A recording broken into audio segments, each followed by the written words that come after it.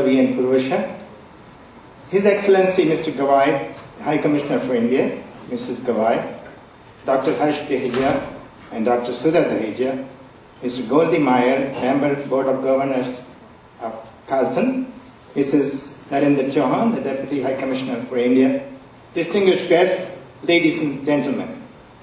It gives me great pleasure to welcome you to the celebration of the 140th birth anniversary of Mahatma Gandhi.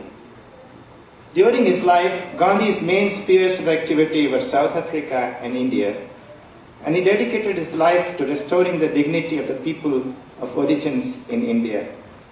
But his message of non-violence and truth, and his courage and fearlessness and fortitude, tinged with love, compassion, and kindness, had a resonance far beyond the confines of the lands he traveled and the people he served, reaching all humanity. Even as we observe this 140th birth anniversary, the issues he wrestled with continue to haunt our civilization, with communal violence, bigotry and intolerance, greed and degradation of the environment. His thoughts and the principles he enunciated are as relevant today as when he first espoused them. Volumes have been written about Gandhi, for his unique personality had many facets. Our two distinguished speakers will no doubt enlighten us on some aspects of it. I cannot add anything more, but would like to share with you the impressions of two of Gandhi's compatriots and friends, each one of them a poet whose words possessed an exquisite beauty. Sarojini Naidu, known as the Nightingale of India, was a distinguished poet and author of many acclaimed books of poetry. She fought side by side with Gandhi in the struggle for the freedom of India and spent many years in the British prisons. She was the first woman president of the Indian National Congress, and after independence of India became the governor of one of its provinces, Uttar Pradesh. She wrote about Gandhi, and I quote, "Great soldier of liberty, great seer of human destiny, martyr of the world's sorrow, prophet of the world's hope. What vision of the future lies enshrined in the mystic temper of your eyes? What deep secrets of spiritual existence and fulfillment are guarded by those closed, compressed lips that have uttered words of wisdom and beauty and power?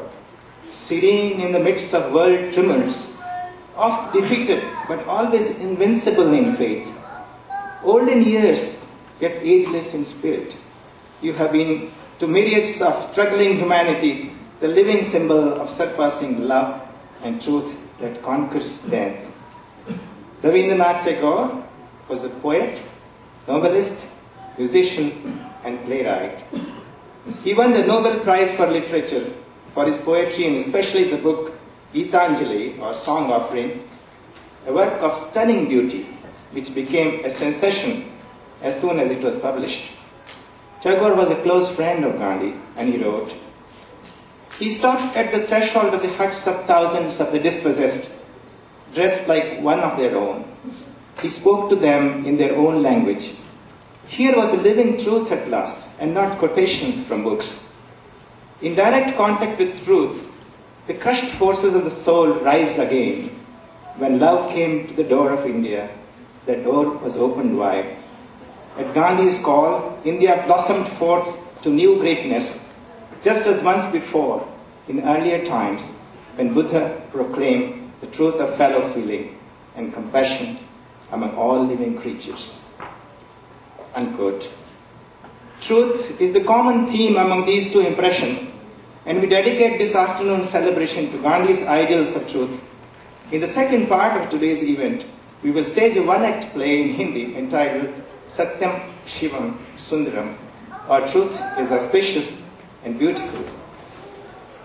At our organization, we are striving to further this cause of truth and to propagate the Gandhi's message. And we are fortunate to have established links with Carleton University for studies in peace and conflict resolution.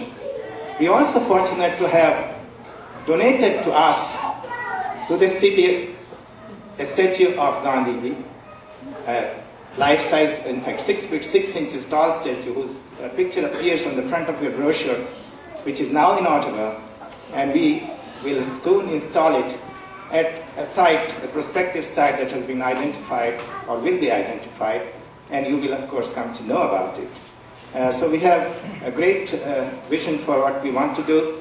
We want to further studies in peace and conflict resolution with the help and association of Carleton University in particular.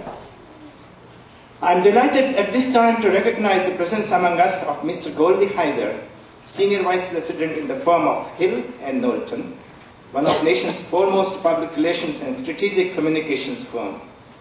Mr. Hyder, who is well known and respected expert on public policy, serves as a member of the Board of Governors of Carleton University. And Mr. Hyder brings greetings from the board.